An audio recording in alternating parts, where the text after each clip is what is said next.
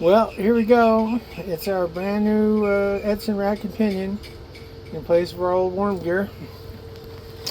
We got so additions were this 3/8 inch aluminum plate, and of course we got the holes wrong because the plate is centered on the platform, but as it turns out the platform is not centered on the rudder shaft, so we had to realign for that. It took a little while to figure out how we could hold the shaft stable. That's something that you have to add because the worm gear took care of that before.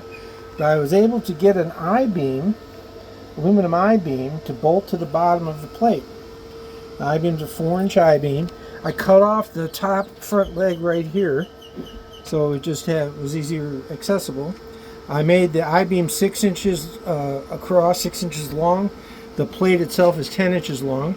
The 6 inches was perfect to be able to unbolt it and then turn it and lift it out here between the piece we put in and the fiberglass plate that was there to begin with. We dropped the bearing. We reused the old bearing from the worm gear because Edson forgot to include one, so they gave me credit for it. But we used the old self-aligning bearing, put it in here. I first tried to bolt it to the bottom of the plate here, but that ended up having everything too low, and back here where I got to put the gear for our autopilot, there was no clearance. It was too low down. So I tried a couple iterations. First I tried a 3/8 inch plywood. That was still a little thin, so I ended up going with a piece of 5/8 inch oak, and that also accomplished something else.